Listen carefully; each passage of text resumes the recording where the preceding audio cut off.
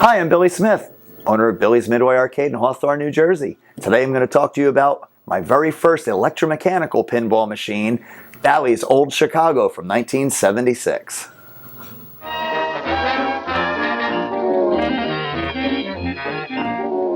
I first laid eyes on this Old Chicago when I went to my nephew's friend John's father's house in the late 90s. It was like that scene in Weird Science where they walk into Gary's parents' house and there's an old Chicago pinball machine just sitting in the living room. Much the same. I walked in the house and there sat a pinball machine. It was the first thing that greeted me. A few years later, my nephew calls me and says, "Hey, do you want John's Old Chicago?" And I'm like, "Yeah." So we went up to his house with my van and went around the back. It had been dismantled and it was underneath a deck. Mice were living in it. Has a hole in the side of the head where the mice had gnawed through to build a little mouse motel up in the head. Had stuffing from pillows or cushions or something all across the play field. Loaded it into my van, brought it home, put it in my garage and started to clean it out. Little by little, I got the pieces and put it back together again, cleaned it up, and believe it or not, it works. It works very, very well and has been working here at Billy's Midway since we opened in 2018. Old Chicago is very unique for its time period. Other pinball machines typically have out lanes to the outside and in lanes to the inside, where the balls will drain if you get down in the out lane, but the in lanes will direct the ball onto the flippers. Old Chicago only has one pair of lanes. They will drain if you go into them. You have to get the ball to the other side of the lane in order to get to the flippers.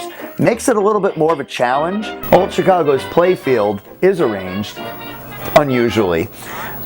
2 flippers at the bottom, pair of lanes where the ball can drain, 5 pop bumpers, 2 at the bottom, 3 at the top, 5 drop targets off to the right hand side, 3 standing targets, 1 spinner, 2 saucer holes where you can lock the ball and it will either add a bonus, giving you score, or collecting a bonus, your Old Chicago letters up the middle that you've lit up. Very, very unique playfield. Old Chicago is also interesting because it's one of the very last purely electromechanical pinball machines made by Bally. In 1977, Bally started transitioning into making part of their production line as solid state using all microchips, and some of the games were produced as electromechanical. Really not very sure about if this solid state thing was really going to work or not. Obviously it did. Games surrounded by other games that are solid state. It was the wave of the future, and unfortunately electromechanicals were going to end very soon. Many people don't give enough credit to some pinball machines. The average person who's looking to play pinball may walk by an old electromechanical game and dismiss it, but each one has a particular charm. Old Chicago is an electromechanical pinball machine released by Bally in 1976.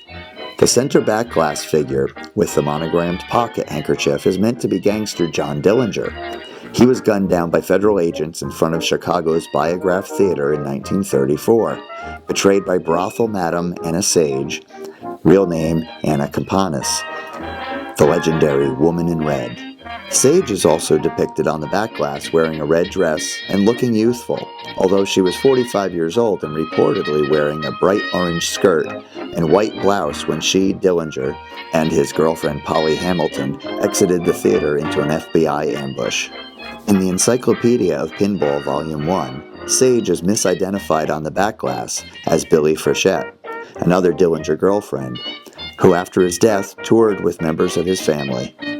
Artist Dave Christensen concurred at Pinball Expo 2004 that he intended the Woman in Red to be Sage and no one else. Also on the back glass is a reference to the SMC Cartage Company garage at 2122 North Clark Street, where the St. Valentine's Day Massacre occurred in 1929. And now, here's how to play. After you shoot the ball, you have a variety of goals. Knocking down all 5 drop targets will illuminate either the special or the extra ball inserts. Knocking down the drop targets again will earn you a special, which could be a free game, or an extra ball depending on the operator's settings. The two out lane inserts will alternate between special on the left lane or extra ball on the right lane. There is a limit of 1 extra ball per play. Some targets and rollover switches will add to the Old Chicago bonus as lit in the middle of the playfield. When the ball hits the spinner, you build up points. Lighting up the Old Chicago lights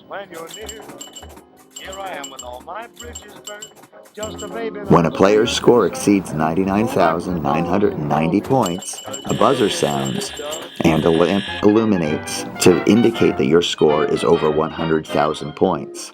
Some rollovers and saucers will also change value based on targets and bumpers being hit. Depending on operator settings, on the third and possibly the fifth ball, the game will score a double bonus as indicated by the green insert just above the flippers. So now that you know a little bit about Old Chicago, come on down to Billy's Midway and give it a try.